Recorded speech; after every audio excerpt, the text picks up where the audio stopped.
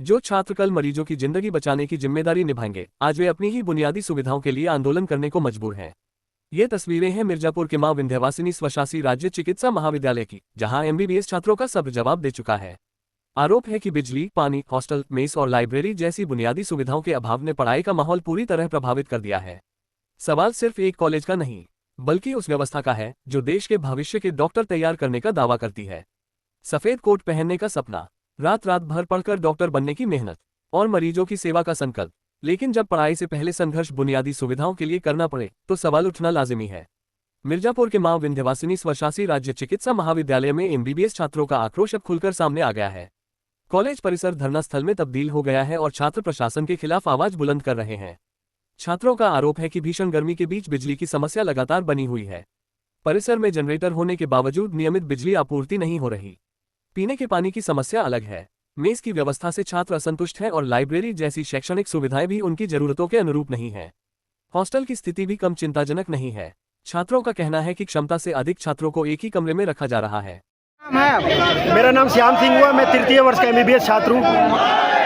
ये बताइए कि आप लोगों की क्या मान्यता है कि धरना पे से बैठे हैं? हम लोग आज धरने पे इसलिए बैठे हैं क्योंकि यहाँ पे जो सुबह से लाइट नहीं है, पीने के लिए पानी नहीं है, नहाने धोने के लिए पानी नहीं है। अगर इनको लाइट काटना ही था तो यहाँ पे सरकार ने हमें जनरेटर की सुविधा दे रखी है। तो जनरेटर किस काम के है? महिला छात्रावास हो या बॉयज का छात्रावास हो, सब में सुविधा है, सब में जनरेटर लगा हुआ है, तो लाइट क्यों नहीं देते हैं? जबकि आप देखिए बाहर मोहल्ले में लाइट आ रही है, कॉलेज में नहीं आ रही है। इसके अलावा हम लोग जानवर की तरह एक रूम में 3-3 लोग ठूसते हैं। अब ये कह रहे हैं कि सिंगल को डबल कर देंगे।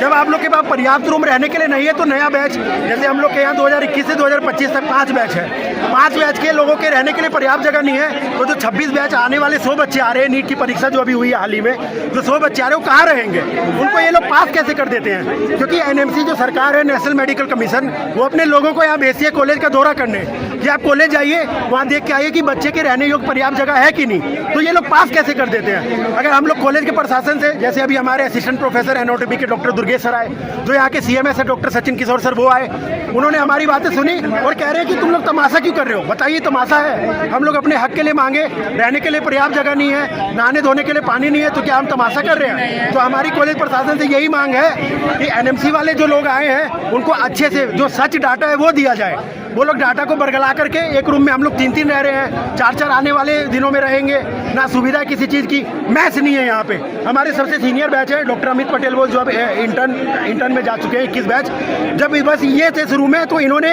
मैथ्स की सुविधा करवाई थी बोल के, जब नाश्ता मिलता था। हमको खाने के नाम पे कोई नाश्ता वगैरह यहाँ नहीं मिलता है। बाहर आके हम कचरा खाते हैं, चाय समोसा। बताइए, हम देश के भावी डॉक्टर्स हैं, जब हम ही चाय समोसा खाएंगे तो कैसे पब्लिक को हम जागरूकता फैलाएं? छात्रों का कहना है कि क्षमता से अधिक छात्रों को एक ही कमरे में रखा जा रहा है। ऐसे माहौल में न ठीक से पढ़ाई हो पा रही है और न ही भविष्य के डॉक्टरों को वह शैक्षणिक वातावरण मिल रहा है जिसकी किसी मेडिकल कॉलेज से अपेक्षा की जाती है। छात्रों का कहना है कि उन्होंने कई बार कॉलेज प्रशासन के सामने अपनी समस्याएं रखी, लेकिन हर बार केवल आश्वासन मिला। जब शिकायतें सुनवाई तक नहीं पहुंची तब मजबूर होकर उन्हें धरने का रास्ता अपनाना पड़ा। हालांकि छात्रों का कहना है कि अब उन्हें आश्वासन नहीं बल्कि जमीन पर बदलाव चाहिए। एक मेडिकल कॉलेज सिर्फ डॉक्टर नहीं बनाता बल्कि देश की स्वास्थ्य व्यवस्था की नींव तैयार करता है। अगर उसी नींव में दरारें दिखाई देने लगे, अगर भविष्य के डॉक्टर ही बिजली, पानी, हॉस्टल और पढ़ाई जैसी बुनियादी सुविधाओं के लिए आंदोलन करने को मजबूर हों, तो ये सिर्फ एक संस्थान का मामला नहीं रह जाता, ये पूरी चिकित्सा शिक्षा व्यवस्था पर गंभीर सवाल खड़ा करता है। अब निगाहें प्रशासन पर हैं।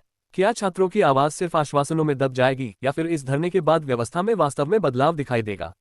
कैमरामैन के साथ प्रभात मिश्रा, राष्ट्रीय समय न्यूज, मिर्जापुर।